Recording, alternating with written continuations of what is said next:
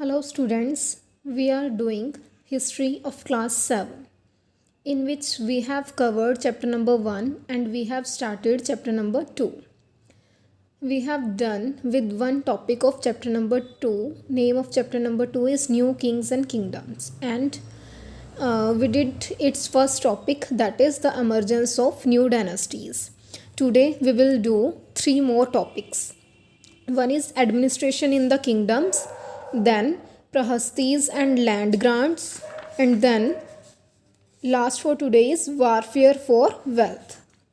So we will do one by one. You can watch its first topic in my previous video, part 1. This is part 2 video of chapter 2. Firstly administration in the kingdoms. बहुत सारे जो नए Kings थे उन्होंने कुछ ऐसे titles ले लिए थे, अडॉप्ट कर लिए थे, जैसे महाराजा, अधिराजा. ये ग्रेट किंग को बोलते हैं जो महाराजाओं का भी राजा होता है. त्रिभुवना, चक्रवर्ती, ये सब इस तरह से उन्होंने टाइटल ले लिए थे. और ये सब होने के बाद भी, टाइटल्स लेने के बाद भी, वो अपनी पावर को शेयर करते थे सामंतास के साथ. मैंने आपको पार्ट 1 वीडियो में बताया सामंतास कौन होते थे. और इसके अलावा सामंतास के अलावा वो पीसेंट्स, ट्रेडर्स, ब्राह्मण्स की जो एसोसिएशंस होती थी, इनके साथ भी वो अपनी पावर शेयर करते थे. तो जो प्रोड्यूसर्स होते थे, पीसेंट्स होते थे, कैटल पिकर्स होते थे, आर्टिसंस, इन सब से कुछ ना कुछ रिसोर्सेज ऑब्टेन किए जाते थे. वो कैसे? जो भी ये प्रोड्यूस करते थे इनको उनका कुछ एक सर्टेन पार्ट सरेंडर करना पड़ता था किंग्स को. और इनसे जिनकी ज़मीन पर ये काम करते थे उन लोगों को एक रेवेन्यू भी देना पड़ता था रेंट के रूप में. ट्रेडर्स से रेवेन्यू कलेक्ट किया जाता था. अब है 400 टैक्सेस. तो 400 से भी ज़्यादा लगभग टैक्सेस उस टाइम पे लगाए जाते थे. उनमें से कुछ फेमस जो हैं वो हैं वेट्टी. जो वेट्टी है ये कैश में नहीं पे किया जाता था. ये होता था कि किसी को बंधुआ मजदूर बना के काम करवाया जाता था धक्के से, फोर्स्ड लेबर के रूप में. और इसके अलावा कदमाई था, ये लैंड रेवेन्यू को बोलते थे, लगान को. और इसके अलावा अगर किसी ने पाल्म ट्रीज़ पर चढ़ने के लिए लैडर का यूज़ करना है, उसके लिए भी उनको टैक्स देना पड़ता था. या फैमिली प्रॉपर्टी ख़रीदनी है किसी ने, उसके लिए भी उनको टैक्स देना पड़ता था. तो ये जो टैक्सेस के रूप में रिसोर्सेज इकट्ठे होते थे, इनका यूज़ किया जाता था किंग की इस्टेब्लिशमेंट के लिए. मतलब जो किंग है ना, वो अपने लिए इस पैसे का यूज़ करता था. और अगर उसने कोई अपना किला बनवाना है, मंदिर वगैरह बनवाने हैं अपने एरिया में, तो इसके लिए वो इसका यूज़ करता था. इसके अलावा अगर कोई लड़ाई हो जाती थी, किंग ने किसी दूसरे एरिया पर अटैक करना होता था, तो उसके लिए भी इनका यूज़ किया जाता था. और ये जो रेवेन्यू कलेक्ट करने का काम होता था, ये अच्छी फैमिलीज़ के, अच्छे घरानों के जो लोग होते थे, वहाँ से कुछ लोगों को अपॉइंट किया जाता, रिक्रूट किया जाता था लैंड रेवेन्यू को या और किसी तरह के टैक्सेस को कलेक्ट करने के लिए. और जिन पर्सन्स को रिक्रूट किया जाता था, ये हेरिडिटरी पोजीशंस होती थी इनकी. मतलब जैसे फॉर एग्जांपल पहले एक पर्सन था, फिर उसकी जब डेथ हो गई तो उसी की फैमिली से कोई दूसरा पर्सन उन्हीं के वंश से उसके पोजीशन पर काम करने लग जाता था. यही काम आर्मी में था. आर्मी में भी किंग्स के जो रिलेटिव्स होते थे उनको रिक्रूट किया जाता था. ये था आपका एडमिनिस्ट्रेशन इन किंगडम्स, कि किंगडम्स में कैसे एडमिनिस्ट्रेशन होता था, कैसे सब कुछ मैनेज किया जाता था. इसमें आपको बताया कि टैक्सेस बहुत ज़्यादा लिए जाते थे और टैक्स का यूज़ किस लिए किया जाता था, कौन कौन से फेमस टैक्सेस थे, इसके बारे में आपने इस सेक्शन में पढ़ा. Next is prashastis and land grants. अब इस सेक्शन को पढ़ने से पहले आपको पता होना चाहिए प्रहस्तीज क्या होता है, लैंड ग्रांट्स क्या होता है. ठीक है, then we will read this. Firstly, what is prashastis. Prashasti एक संस्कृत वर्ड होता है, इसका मतलब होता है प्रेज करना किसी की. हम मेडिवल टाइम पीरियड की बात कर रहे हैं. मेडिवल इंडिया में जो ऑथर्स थे वो क्या करते थे, उस टाइम पे जो राजा महाराजा होते थे ना, उनकी प्रशंसा में, उनकी प्रेज में कुछ ना कुछ लिखते थे.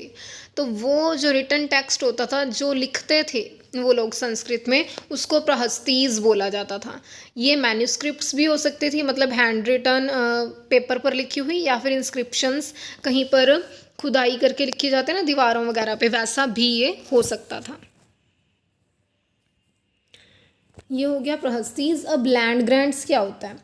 तो जब ये लोग ब्राह्मण्स वगैरह जो संस्कृत जानते थे, जब ये प्रहस्तीज लिखते थे तो इनसे खुश होके राजा महाराजा किंग्स इनको बदले में कुछ देते थे, और वो इनको बदले में जो देते थे वो एक पीस ऑफ लैंड होता था, ज़मीन का एक टुकड़ा देते थे। तो उसी को ही लैंड ग्रांट्स बोला जाता है। और इनको जब वो देते थे तो बदले में एक कॉपर की प्लेट्स होती थी कुछ, उसके ऊपर रिकॉर्ड करते थे कि ये वाला लैंड ये वाली पर्टिकुलर लैंड इस जगह पर इस पर्सन को दी गई है, तो वो कॉपर प्लेट्स पे नोट किया जाता था। नाउ रिलायबिलिटी ऑफ सोर्सेज, कि ये सोर्सेज कहाँ तक रिलायबल हैं, किस एक्सटेंट तक किसकी रिलायबिलिटी की हम बात कर रहे हैं, प्रहस्तीज की या कुछ भी और अगर हम देखते हैं कोई ऑब्जेक्ट। तो रिलायबिलिटी का मतलब क्या होता है, ये रिलायबल वर्ड से निकला है। रिलायबल का मतलब होता है ट्रस्ट वर्दी, जिसके ऊपर हम ट्रस्ट कर सकते हैं। तो रिलायबल का मतलब हुआ कुछ ऐसा जिसमें कुछ फैक्ट है, कुछ सच्चाई है जिसके ऊपर हम यकीन कर सकते हैं, वो होता है रिलायबल। अब हम उस सेक्शन पर आते हैं, this one, prashastis and land grants. तो प्रहस्तीज आपको पता लग गया क्या होता है, लैंड ग्रांट्स पता लग गया। जो प्रहस्तीज होते थे ये होती थी रिटर्न टेक्स्ट, ये ज़रूरी नहीं है कि ये सच ही होता था, क्योंकि इसमें क्या बताया जाता था कि जो रूलर्स हैं, जिस भी रूलर के बारे में वो लिखते थे, उसमें रूलर्स को बहुत ही ज़्यादा वैलिएंट मतलब बहुत ज़्यादा करेजियस, साहसी, विक्टोरियस वॉरियर्स, जीतने वाले योद्धा, इस फॉर्म में दिखाया जाता था। और इनको ब्राह्मण्स लिखते होते थे।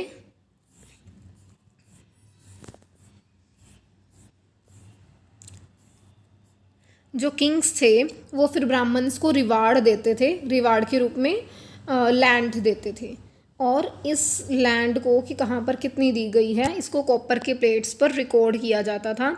जो उन लोगों को कॉपर की प्लेट्स दे दी जाती थी जिनको लैंड दी गई है, ये आपको नीचे पिक्चर में दिख रहा नहीं, ये कॉपर प्लेट्स हैं, ठीक है। अब ये देखो, ये एक प्रहस्ती का एग्जाम्पल आपको दिया हुआ है, ये ब्राह्मण्स ने लिखी थी, और ये जो प्रहस्ती है ये संस्कृत में लिखी थी और ग्वालियर में मध्य प्रदेश में। इसमें क्या डिस्क्राइब किया गया था आपको ये बताया जाएगा अब यहाँ पे। इसमें जो नागाभट्टा था ये एक प्रतिहारा किंग था, इसके एक्सप्लॉइट्स के बारे में लिखा था। एक्सप्लॉइट्स मीन्स इसके कारनामों के बारे में इन्होंने बताया था कि जो किंग है आंध्रा का, संधावा, Sindh, Vidarbha part of Maharashtra, and Kalinga part of Orissa, ये सारे लोग, ये जब प्रिंस था ना, राजकुमार था नागाभट्टा, तभी इसके आगे इन्होंने हार मान ली थी, और इसने चक्रयुद्धा मतलब रूलर ऑफ कन्नौज, और इसके ऊपर भी इसने जीत हासिल की थी, और इसने वांगा जो कि बंगाल का पार्ट है उसको भी हराया था, अनारता जो गुजरात का पार्ट है, मालवा जो मध्य प्रदेश का पार्ट है, किराता जो फॉरेस्ट पीपल हैं, एंड तुरुष्का जो तुर्क्स हैं, and Vatsa Matsya north India में हैं ये दोनों किंगडम, वत्स्य एंड मत्स्य, इन सब पर इसने जीत हासिल की थी, इन सबको हरा दिया था। इसमें ये कारनामों के बारे में बताया गया था। तो इस तरह से प्रहस्तीज होती थी जिसमें रूलर्स के बारे में बढ़ा चढ़ा कर बताया जाता था। तो ज़रूरी नहीं है कि 100% ट्रू ही होता था, तो अब ये पूरी तरह से रिलायबल नहीं थे। Now what was given with the land, land के साथ क्या दिया जाता था ये मैं आपको पहले भी बता चुकी हूँ। तो यहाँ पे क्या है, एक चोलाज ने लैंड दी थी, ग्रांट की थी, उसके बारे में यहाँ पे बताया गया है कि जब लैंड देते थे ना तो अर्थन एम्बैंकमेंट मतलब ज़मीन पे एक किनारे से बना देते थे, बाउंड्री बना देते थे, डिमार्केटेड मतलब लकीर देना एक तरह से, थोर्नी बुशेस के द्वारा भी हो सकता था ऐसा। तो इससे वो डिसाइड कर देते थे कि इतना एरिया तुम्हें दे दिया गया है। और ये जो लैंड होती थी इसमें फ्रूट बियरिंग ट्रीज़ भी हो सकते थे, water land, gardens, orchard, trees, wells, इस तरह की लैंड हो सकती थी, ये सारा कुछ उसमें हो सकता था। सिल्ट लेडन लैंड मीन्स दलदली भूमि, ऐसा सब कुछ इसमें हो सकता था। और जो पर्सन लैंड रिसीव करता था वो लैंड भी कलेक्ट कर सकता था उस ज़मीन के लिए, ठीक है। जैसे जो जुडिशियल ऑफिसर्स थे वो फ़ाइन वगैरह लगाते थे, वो जैसे बीटल लीव्स होता है पान के पत्ते, तो उस एरिया में अगर पान के पत्ते लगाने के लिए किसी को परमिशन दी गई है, या वोवन क्लॉथ या व्हीकल्स वगैरह के लिए, या वहाँ पे वो बड़े बड़े रूम्स बना सकते थे, अपर स्टोरी बिल्डिंग्स ब्रिक्स की बना सकते थे वो, और जो कुएं हैं वो वहाँ पे खोदे जा सकते थे। तो इस सब के ये सारे काम अगर कोई वहाँ पे करना चाहता है, जैसे उन्होंने अपनी लैंड किसी को दे दी कि तुम यहाँ पे कुआं खोद सकते हो या बिल्डिंग बना सकते हो, तो उसके लिए बदले में उनसे रेंट ले सकते थे। पर इनको ध्यान रखना होता था कि वहाँ पे वाटर वेस्ट ना हो, अदरवाइज़ जो किनारे बनाए होते थे उन्होंने, वो फिर नहीं रह पाएंगे, वो सारे नष्ट हो जाएंगे, डिस्ट्रॉय हो जाएंगे। तो ऐसा सब कुछ होता था। प्रहस्तीज वगैरह के बारे में मैंने आपको बताया। पर 12th सेंचुरी की अगर बात करें हम, तो वहाँ पे एक लॉन्ग संस्कृत पोइम लिखी गई 12th सेंचुरी में, जिसमें किंग्स की हिस्ट्री के बारे में बताया हुआ था जिन्होंने कश्मीर के ऊपर रूल किया था। तो इसको लिखा था एक ऑथर कल्हाना ने। प्रहस्ती में तो प्रेज की जाती थी, लेकिन कल्हाना ने क्या किया था इस पोइम में, इसने बहुत सारे सोर्सेज यूज़ किए थे यहाँ पे, inscription, document, I witness account and earlier histories इस पोइम को लिखने के लिए। तो जो प्रहस्तीस के राइटर्स होते थे वो प्रेज करते थे, पर इन्होंने क्रिटिसाइज़ किया था रूलर्स को और उनकी पॉलिसीज़ को। क्रिटिसाइज मीन्स आलोचना करना, उनके नेगेटिव पॉइंट्स बताए थे। तो ये जो प्रहस्तीज एंड लैंड ग्रांट्स वाला आपने सेक्शन पढ़ा, इसमें आपको पता लगा प्रहस्तीज क्या होते हैं और उनको लैंड ग्रांट्स दी जाती थी, कैसे वो उसके ऊपर टैक्सेस वगैरह कलेक्ट करते थे, किस पर्पज़ के लिए लैंड दी जाती थी, वो सारा कुछ हमने पढ़ा। अब लास्ट सेक्शन है for today, warfare for wealth. Warfare होता है लड़ाई करना, वेल्थ धन दौलत को बोलते हैं। तो यहाँ पे बोला गया है कि जो रूलिंग डायनेस्टीज़ थी, डायनेस्टी होता है वंश, रूलिंग मतलब जिनका राज था उस टाइम पे, तो जो रूलिंग डायनेस्टीज़ थी उनका अपना एक स्पेसिफिक रीज़न होता था जहाँ पे वो पर्टिकुलरली रहते थे। तो सेम टाइम पे वो अपने एरिया में तो रहते ही थे, वो दूसरों के एरियाज़ पर भी कंट्रोल करना चाहते थे। एक उस टाइम पे बहुत ही ज़्यादा प्राइज्ड एरिया था, प्राइज्ड एरिया बोलते हैं बेशकीमती क्षेत्र, बेशकीमती जो एरिया था वो था कन्नौज की सिटी गंगा वैली में। तो कई सालों तक, कई शताब्दियों तक, सेंचुरीज तक जो रूलर्स बिलोंग करते थे गुर्जारा, प्रतिहारा, राष्ट्रकूता एंड पाला डायनेस्टीज से, इन्होंने कन्नौज के ऊपर कंट्रोल करने के लिए फ़ाइट की। यहाँ पर 3 पार्टीज़ थी, कौन कौन से 3? पाला डायनेस्टीज, राष्ट्रकूताज एंड गुर्जारा प्रतिहाराज। तो इसलिए इन्होंने जो लड़ाई झगड़ा वगैरह किया, कॉन्फ्लिक्ट किया, इसको हिस्टोरियंस ने ट्रीपार्टाइट स्ट्रगल का नाम दे दिया। ट्रीपार्टाइट का मतलब होता है 3 पार्टीज। स्ट्रगल मीन्स उनके बीच में संघर्ष हो रहा था इस एरिया को जीतने के लिए। जो रूलर्स हैं वो अपनी पावर को दिखाते थे कि हमारे पास इतनी पावर है, इतने रिसोर्सेज हैं। वो क्या करते थे, अपने एरिया में बड़े बड़े टेम्पल्स बना देते थे। तो जब किसी एक रूलर ने किसी दूसरे के किंगडम पर अटैक करना होता था ना, तो ये बड़े बड़े जो उन्होंने टेम्पल्स बनाए होते थे, इसी के ऊपर ही वो अटैक करते थे, इनको ही लूटते थे वो सबसे पहले। और आपने एक रूलर था बेस्ट नोन, उसका नाम सुना होगा, सुल्तान मोहम्मद गजनी का था ये, अफ़गानिस्तान का। इसने 997 से लेके 1030 तक इसने रूल किया था। और ये सेंट्रल एशिया के भी कई एरियाज तक इसने कंट्रोल कर लिया था, Iran and north western part of सब कॉन्टिनेंट। तो इसने हर साल ये इसका टारगेट रहता था कि ये टेम्पल्स, जो वेल्दी टेम्पल्स है ना, पैसे जो बहुत ही ज़्यादा रिच टेम्पल्स हैं, उनके ऊपर अटैक करना। इसने सोमनाथ मंदिर था गुजरात में, उसके ऊपर भी अटैक किया था। और मोहम्मद जो है वहाँ से ज़्यादातर पैसा लेके चला गया था, वेल्थ लेके चला गया था। और इसने अपनी गजनी में स्प्लेंडिड कैपिटल सिटी, बहुत ही शानदार राजधानी बना लिया था अपने गजनी को। सुल्तान मोहम्मद इंटरेस्टेड था कि जिन एरियाज़ पर ये करता था ना, जीत हासिल करता था या जिनके ऊपर कंट्रोल करता था, उनके बारे में और ज़्यादा जानने को। तो इसने एक स्कॉलर को हायर किया जिसका नाम था अल बिरूनी। इसने सब कॉन्टिनेंट के बारे में लिखा। ये अरेबिक में लिखा गया था, इसको किताबुल हिंद के नाम से भी जाना जाता था। ये एक इम्पॉर्टेंट सोर्स था हिस्टोरियंस के लिए, हिस्ट्री को जानने के लिए।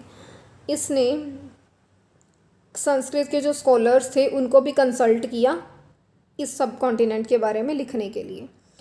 कुछ और किंग्स थे जो इस वारफेयर में इंक्लूड थे, जो यही जिनका पर्पज़ यही था कि दूसरे एरियाज़ पर कंट्रोल करना, वो थे चहमान्स। इनको चौहान्स के नाम से भी बाद में जाना जाने लग गया। और ये लोग रूल करते थे दिल्ली और अजमेर वाले एरिया के आसपास। इन्होंने अटैम्प्ट किया कि वो अपने कंट्रोल को एक्सपेंड करें वेस्ट तक और ईस्ट तक, जहाँ पर इनके अपोज में, इनके अपोजिशन में खड़े हुए थे गुजरात और गढ़वाल्स के गढ़वाल्स जो वेस्टर्न उत्तर प्रदेश के थे, ये उनके अपोजिशन में खड़े हुए थे। उस टाइम पे बेस्ट नोन चाहमान रूलर था एक पृथ्वीराज III। ये इसने क्या किया था, इसने अफ़गान का जो रूलर था सुल्तान मोहम्मद गोरी, इसको 1191 में हरा दिया था, पर अगले ही साल 1192 में ये खुद फिर हार गया था। तो इस सेक्शन में आपको क्या देखने को मिला, हम सेक्शन कर रहे थे वारफेयर फॉर वेल्थ। इसमें आपने देखा कि जो रूलर थे, एग्जिस्टिंग रूलर, वो दूसरे रूलर्स के एरिया पर भी अपना कंट्रोल करना चाहते थे, अपनी पावर को वो दिखाते थे टेम्पल्स वगैरह बना के, और वो दूसरे एरियाज़ पर कंट्रोल करते रहते थे। एक हमने फेमस एरिया यहाँ पे पढ़ा कन्नौज का, उसके ऊपर 3 पार्टीज़ थी, गुर्जारा, प्रतिहारा,